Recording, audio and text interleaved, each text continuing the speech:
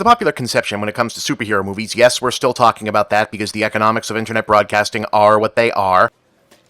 Have it your way. Is that while Marvel and Disney are doing very, very well, DC and Warner Brothers generally are not, which, while good for internet comedy and a nice shorthand, isn't precisely accurate. In truth, balance sheet-wise, Warner Brothers is probably getting more mileage out of the DC superhero brand as a whole now than they have at any other point in time. True, Disney's Marvel Cinematic Universe features are largely to thank for keeping the genre at the top of the pop culture heap over the last decade, but amid the superhero-saturated culture, WB has done more than all right for itself. DC Heroes headline an entire successful programming block that effectively anchors the CW. Lego Batman was a more successful follow-up to the Lego movie than the actual follow-up to the Lego movie. Teen Titans Go is one of the biggest shows in kids' TV, and their theatrical movie turned a tidy profit. The direct-to-video animated features based on classic comic stories have proved highly successful. The brand supports multiple popular toy lines, including the hugely successful DC Superhero Girls and its own spin-off series. And while the business model of their streaming platform might need some work, Doom Patrol has been pretty solid, while Titans was... Where's Batman? Fuck Batman. memorable, so they've at least got variety going for them, which unfortunately means that their real major stumbling block hasn't been the lack of quality, though there is plenty of that, but rather a lack of consistency. The most genius move Marvel pulled off with its big continuity experiment was managing to get audiences to associate a general baseline of shared connections with a general baseline of shared quality. The DC projects have not been so fortunate in that regard, with multiple different tracks constantly competing for attention, and their studio boss's big push toward a Marvel-style shared universe mega-franchise winding up as a disastrous boondoggle likely to go down as one of the most disliked blockbusters of the decade. Why did you say that name? It's his mother's name!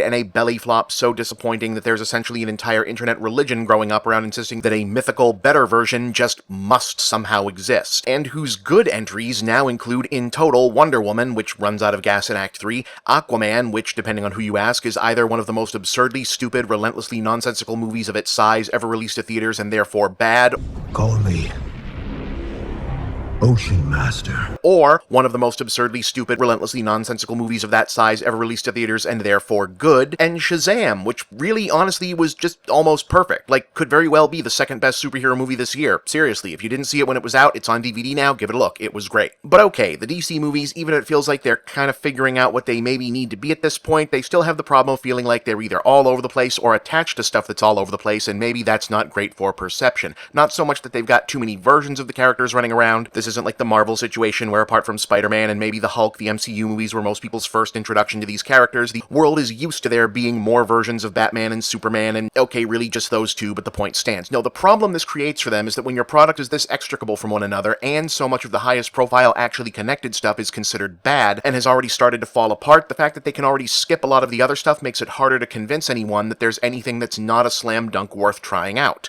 Unlike Marvel, who can get audiences who might otherwise not care for a wizard movie to go see their wizard movie because it might have a connection to their favorite spaceship movie. Oh, and the continuity they did attempt to establish is already starting to break apart. Shazam enthusiastically reinforces that it takes place in what we'd previously called the DC Extended Universe after the events of Justice League, and Aquaman also mentions that all of that apparently still happened, but people like Superman, Batman, Wonder Woman still being out there. But here in reality, Henry Cavill has escaped to go and star in the Witcher TV show, while not only is Ben Affleck no longer Batman, they've already recast the part with Robert Pattinson, and he'll be playing a new, younger Bruce Wayne in basically another reboot. Yeah, I wasn't a big fan either.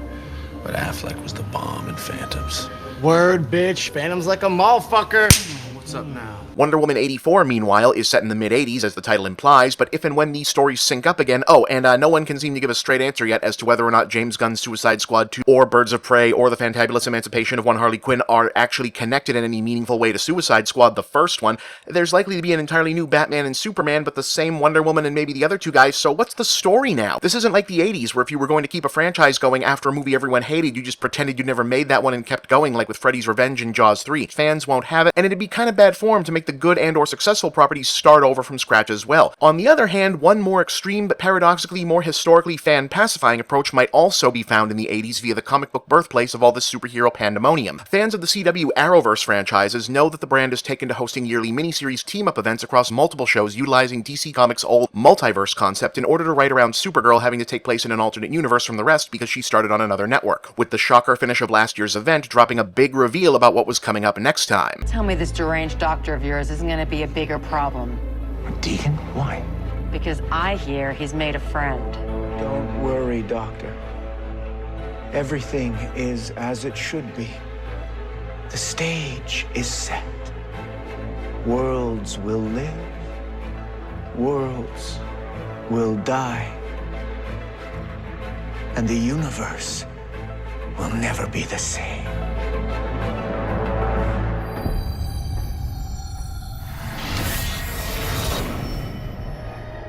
Okay, Crisis.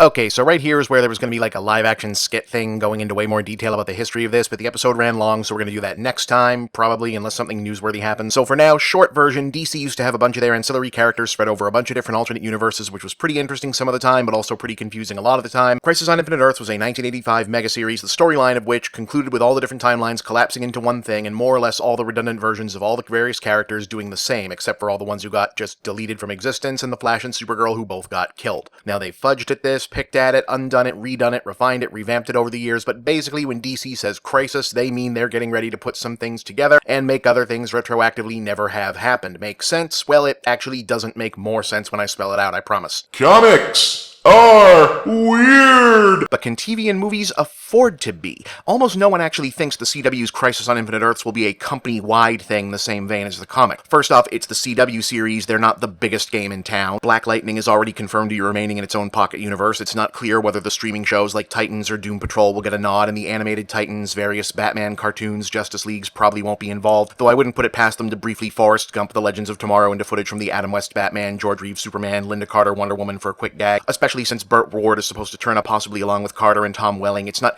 clear who they're playing or if he's playing an older Robin or whatnot. And Brandon Routh is apparently going to do Superman again, though the internet seems to think it's a Kingdom Come reference, and it's not a sure thing that he's playing the same Superman from Superman Returns, who was also supposed to be the same Superman as Christopher Reeve. Wait, is the little kid from Superman Returns going to be Superboy Prime?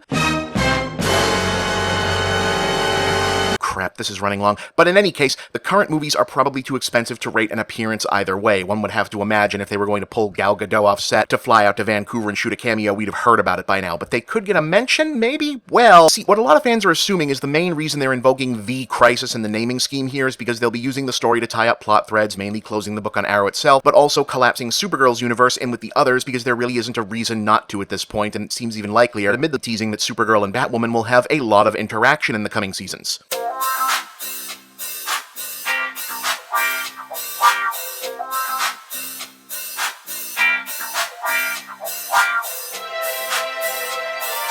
Oh, what? I'm not allowed to hope for things?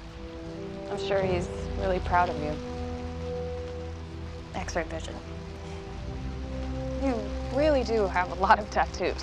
And somehow I feel like Kara Danvers doesn't have a single one. You know, it's such a shame I have to go, because I feel like we would make a good team. World's finest. Good night, everybody. But okay, that suggests CW's Crisis might be planning to make good on the worlds will live, worlds will die part of this whole concept, potentially using the time-resetting, universe-reshaping shenanigans as an excuse to take a mulligan on ideas and concepts across the whole brand and say, oh, this, that, and the other thing that you didn't like, that never happened now. New timeline, butterfly effect, somebody stepped on a bug in prehistoric times, hyperspace, hypertime, sports almanac, whatever. And wouldn't it be something if they were to just randomly drop the identifying clips from Man of Steel, Batman v Superman, and Justice League into the universe that ceased to be montage, and the movies just plowed ahead after that like they'd been doing, in the default answer to any continuity thing from this point on was, nope, hey, that was erased in the Crisis. Never happened. That's really a cheat, isn't it? I guess you're right, Principal Tamzarian. I'll just be moving along, Lisa. Snowball, too. I mean, that's probably not how they're going to do it. More likely, they'll dance around it thematically in each individual movie until they've got a new lineup people like enough that they won't care how the issue gets ignored. On the other hand, the CW shows have arguably been in an overall better position than the film side for some time, not just in quality and critical reception, but in positioning. It's noteworthy that the DCEU's only outright success stories have been the female-fronted Wonder Woman, the controversially reimagined lead in Aquaman, and the decidedly multicultural, family-centric Shazam, and whereas the Marvel movies have been getting major credit lately for going on a big diversity push after Black Panther took them all the way to an Oscar nomination, this TV project has been there for years. Ruby Rose has been playing an openly gay Batwoman as in the comics, and Supergirl has TV's first transgender superhero as a recurring character in Dreamer. So from a certain perspective, it might be the ideal optics to, however briefly, elevate and center this progressive, forward-looking, particular vision of a DC universe as the prime standard, adjacent to declaring another version of it relegated to the bad idea bin, or at least no longer part of the plan. As a way of saying implicitly, the future of what we're doing looks a lot more like this than that whole other thing ever did. It would definitely be an interesting precedent, and as much as you know it'd make a lot of people pretty upset, I think it'd be pretty damn funny myself.